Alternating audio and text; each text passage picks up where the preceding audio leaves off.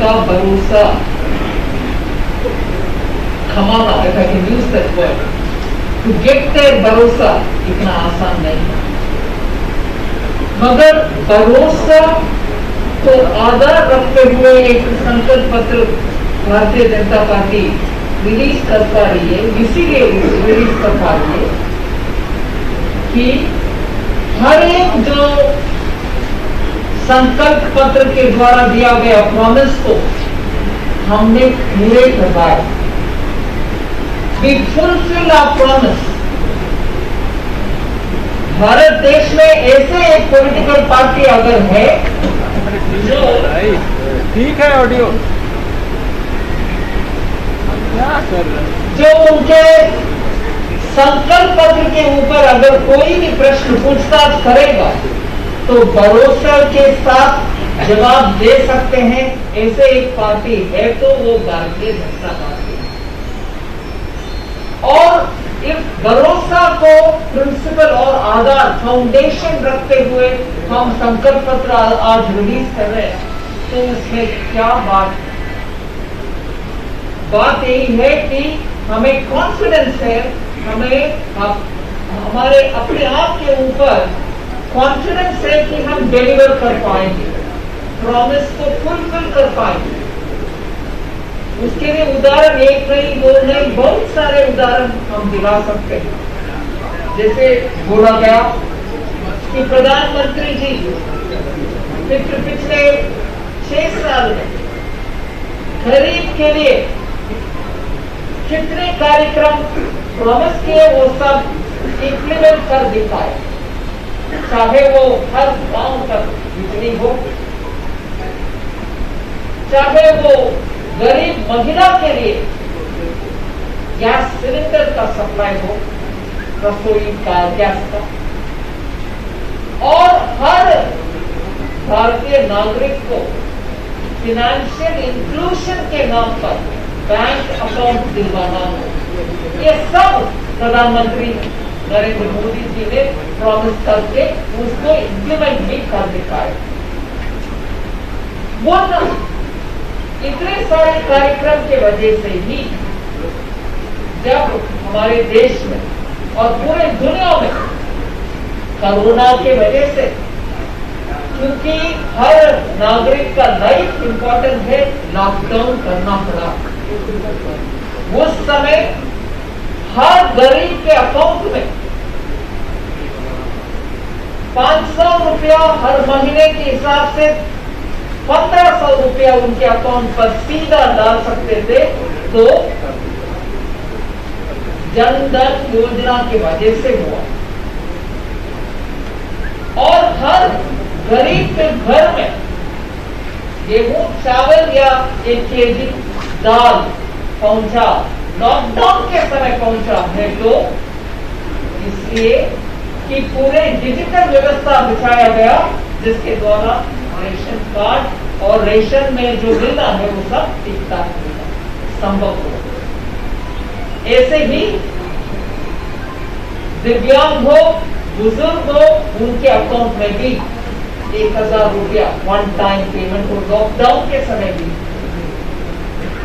Lockdown के समय जब सब स्तंभित हो गया था, लिटरली नथिंग मोर, उस समय भी हमारे बैंकों के द्वारा जितने भी कैश पहुंचाना है वो पहुंचाया गया। इतने कठिन माहौल में भी लोग को जो बेसिक रिक्वायरमेंट्स है, बेसिक उनका जितने भी है रिक्वायरमेंट, वो सब पहुंचाने का काम इसलिए संभव हुआ कि पहले से बेटर लिविंग के लिए अकाउंट दो, रुपए कार्ड दो, हर एक का घर तक बिजली पहुंचाओ, ये सब व्यवस्था पहले से 5 साल से इंप्लीमेंट हुआ। जब इतना बड़ा महामारी के समय में भी हम गवर्नेंस ने कहीं चूक ना आने दिया। इस संदर्भ में एक विषय मैं आप सबके सामने रखना चाहती हूँ। एक हम कंपैरिजन करेंगे 15 साल जो 1990 से लेकर के 2005 तक बिहार की अवस्था और 2005 से लेकर के 2020 तक का अवस्था, 15 साल उस समय, 15 साल 20 तक वाला 15 साल आप देख लीजिए। जैसे माननीय संजय जायसवाल जी ने सही कहा,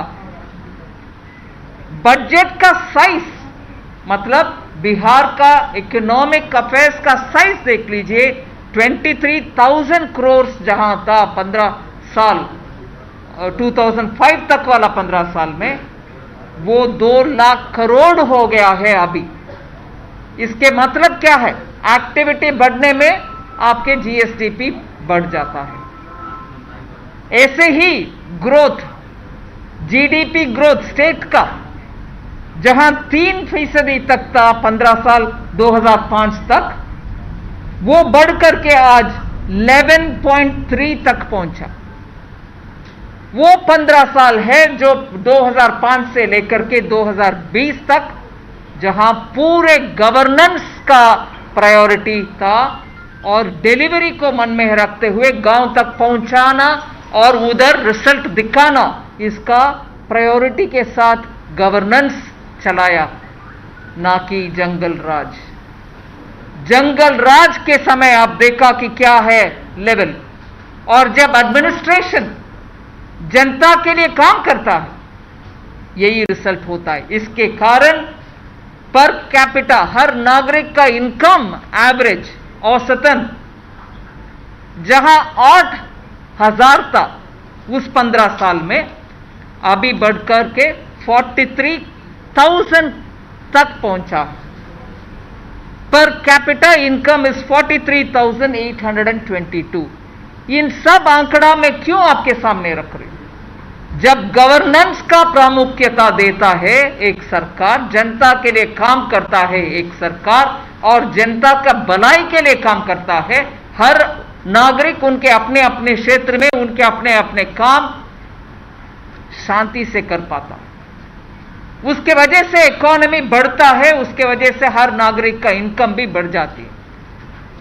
यही एक कारण, जब लोग उनके अपने अपने व्यवस्था में जुड़ जाते हैं, उनका बेसिक रिक्वायरमेंट क्या होता है? बिजली होना चाहिए, सड़क ठीक होना चाहिए, घर में पानी आना चाहिए। बिजली का प्रोडक्शन, माननीय मंत्री जी बैठे हैं आके सिंह जी, इलेक्ट्रिसिटी प्रोडक्शन सिर्फ 22% था उस 15 साल में, जो 2005 तक वाले। अभी 100% प्रोडक्टिविटी, 100% प्रोडक्टिविटी के साथ बिजली उत्पादन हो रही है बिहार में। उत्पादन बिजली का एक विशेष अंक होता है। क्यों? बाकी सब जैसे गेहूं हो, कुछ और हो, प्रोड्यूस करके आप स्टोर कर पाएंगे, मगर बिजली का उत्पादन तब ही हो पाएगा जब डिमांड भी साथों साथ बढ़ता है, क्योंकि जो प्रोडक्शन होता है स्टोर नहीं होता, सीधा कस्टमर तक पहुंचता है, वो बिजली का इंडिकेटर है। इसलिए उसको हम ध्यान से देखना चाहिए। उत्पादन बढ़ती है तो तुरंत उसका उपयोग भी होता है, वो स्टोरेज करना मुश्किल है बिजली का। बिहार में आज 100% कैपेसिटी यूटिलाइजेशन के साथ बिजली प्रोडक्शन हो रही है। पक्का मकान के आंकड़ा भी देखें, उस 15 साल में 34% ही पक्का मकान मिला लोगों को, 34% पॉपुलेशन को ही मिला जिनको मिलना चाहिए, मगर अभी ऑलरेडी 96% लोगों को पक्का मकान मिल गए। इससे जुड़े हुए एक और आंकड़ा, एग्रीकल्चरल प्रोडक्शन का हमने गिना 11.8% तक गया है। जीडीपी स्टेट का, एग्रीकल्चर का ग्रोथ भी ऐसे ही 2% से लेकर के 2.35 से लेकर के 8.5 तक पहुंचा है एग्रीकल्चरल ग्रोथ। राधा मोहन जी इधर बैठे हैं, जो एग्रीकल्चर मिनिस्टर थे पहले केंद्र में।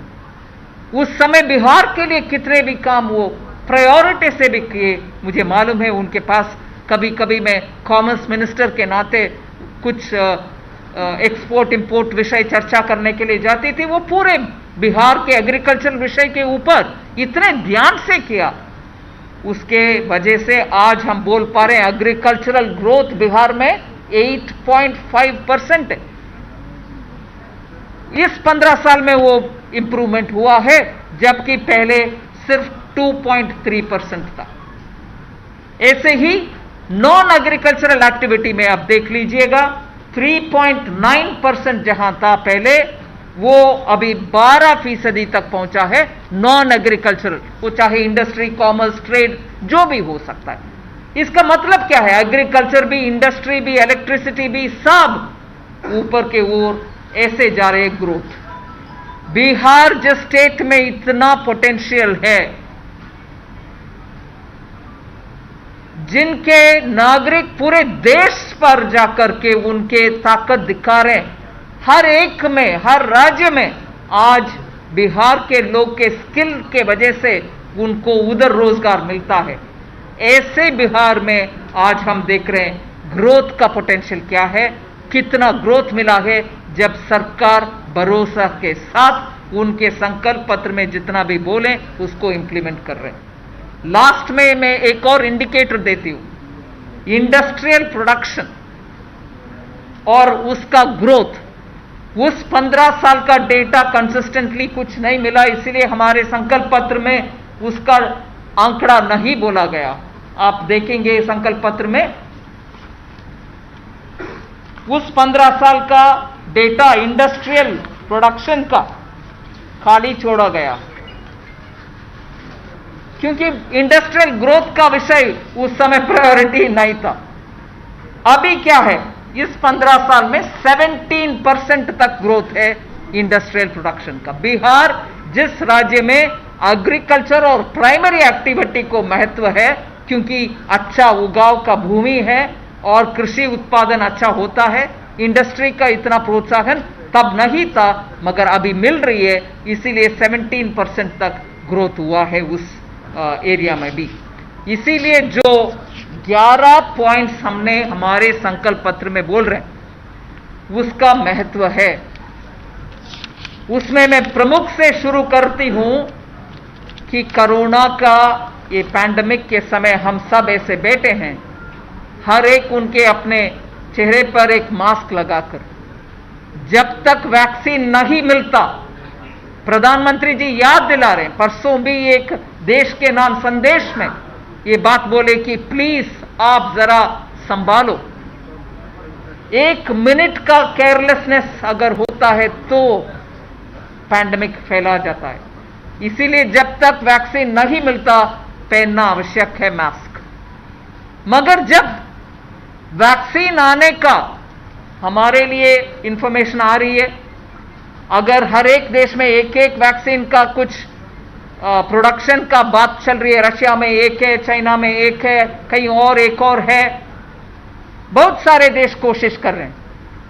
मगर मैं इधर कॉन्फिडेंट के साथ बोलना चाहती हूं कि भारत में, क्योंकि बायोमेडिकल बायोफार्मा इंडस्ट्री अच्छा पिछले 20 साल से उनका कैपेसिटी बढ़ते आ रही है, कम से कम 4 वैक्सीन का प्रोडक्शन के ओर हम जा रहे हैं। अगर 1, 2, 3 ट्रायल स्टेजेस है, पहले एनिमल्स के ऊपर करते हैं, फिर लैब में दोबारा टेस्ट करते हैं, फिर ह्यूमन ट्रायल्स करते हैं। ये तीनों फेज पार करते हुए लास्ट स्टेज तक कम से कम 3 ऐसे वैक्सीन भारत देश में प्रोडक्शन के कगार पर आ गए हैं। उसके बाद वो वैक्सीन अगर साइंटिफिक लोग बोलते हैं कि हाँ ये ठीक है, ये अभी प्रोडक्शन कर सकते हैं, प्रोडक्शन करने का कैपेसिटी भी हमारा सरकार के प्रोत्साहन के वजह से रेडी बैठे हैं कि लार्ज प्रोडक्शन करने के लिए। सो जब साइंटिस्ट इसको क्लियर करते हैं, हमारे देश में वैक्सीन का प्रोडक्शन उस लेवल पर होगा जिससे जो हम इधर प्रॉमिस कर रहे हैं, बिहार में हर एक के लिए मुफ्त में वैक्सीन मिल जाएगा, वो हमारे पहला संकल्प पत्र के प्रॉमिस है। भरोसा के साथ बिहार की जनता को हम आश्वासन दिलाना चाहते हैं कि वैक्सीन फ्री में आप सबको मिलेगा। फिर ऑफ कोर्स आप लोगों को मालूम है बिहार में 2 all India institute of medical science है। दरभंगा में जो है उसको हमने प्रॉमिस किया है 2025 तक उसको खत्म करके 24 तक उसको खत्म करके लोकार्पण करेंगे ही। फिर आपको मुझे बहुत एक विषय अच्छा लगा कि हिंदी में मेडिकल, इंजीनियरिंग और टेक्नोलॉजी इंस्टीट्यूट्स बिहार में खोला जाएगा। मातृभाषा में जब एक उनके टेक्निकल एजुकेशन पाते हैं तो उनका रुख नहीं हो सकता है उनका एक्सलेंस का। इसीलिए बिहार जैसे एक क्षेत्र में हिंदी में ये तीनों इंस्टीट्यूशन ओपन करना बहुत आवश्यक है, जिसमें मैं मानती हूं हमारे बहुत सारे युवा का फ्यूचर के लिए, अच्छा क्वालिफिकेशन के लिए इधर ही अवसर मिलेगा। फिर टेक्नोलॉजी में बिहार पीछे नहीं है, इसीलिए उनका आईटी हब भी बनाने के लिए हमने एक संकल्प पत्र में प्रॉमिस कर चुके हैं, उसको पूरे इंप्लीमेंट करेंगे। मुझे याद है बजट के समय इस साल फरवरी में मत्स्य संपदा योजना, मतलब फिशिंग के लिए हम प्रोत्साहन देना है जैसे एग्रीकल्चर के लिए दे रहे हैं, मगर फिशिंग मतलब सिर्फ समुद्र से जो मत्स्य संपदा मिलता है सिर्फ वो नहीं है, मीठे पानी में भी अच्छा सा फिशिंग का कैपेसिटी बढ़ाना चाहिए। उसमें हमारे संकल्प पत्र के लाइन ये है कि बिहार को नंबर 1 स्टेट बना देंगे मीठा पानी में जो फिशिंग कर सकते हैं, फिश प्रोडक्ट्स उत्पादन कर सकते हैं। सो मत्स्य संपदा योजना का पूरे इंप्लीमेंटेशन करने के लिए प्रावधान बजट के द्वारा कर करके बिहार में उसको लागू करने के लिए संकल्प पत्र में एक ऐसे घोषणा है। और इसके साथ साथ डेयरी प्रोसेसिंग यूनिट, ये भी बहुत ही महत्वपूर्ण विषय है, क्योंकि 15 प्रोसेसिंग यूनिट का प्रॉमिस दिया गया है, जहां एग्रीकल्चर के साथ जब एक किसान को डेयरी भी सपोर्टिव काम में उनको जोड़ा जाता है, उनका आय दोगुनी बढ़ाने के लिए एक इजीली एक रास्ता मिलता है। इसीलिए हर एक किसान जो अन्नदाता है, मैं बजट में मुझे याद है बोले कि उनको ऊर्जा दाता बनाना भी आवश्यक है, जिससे वो सोलर पावर उनके फील्ड में खेती में से ही एनर्जी भी उत्पादन कर सकते हैं। ऐसे ही वो डेयरी में भी जुड़ जाए, जैसे अमूल वैसे बहुत सारे इधर भी यूनिट्स आ सकते हैं, जिससे किसान का आय भी दोगुनी जल्दी से हो पाएंगे। इसके अलावा फार्मर प्रोड्यूसर ऑर्गेनाइजेशन का भी बहुत अच्छा सा एक घोषणा है, जिसमें से 1000 एफपीओ फॉर्म करने का प्रॉमिस है, जिससे हम मानते हैं कम से कम 10 लाख को रोजगार मिलेगा। ऐसे 11 इंप्लीमेंटेशन पॉइंट्स है, वो सब बहुत ही इंपॉर्टेंट है। मैं मानती हूं ये सब जनता को उनके जीवन में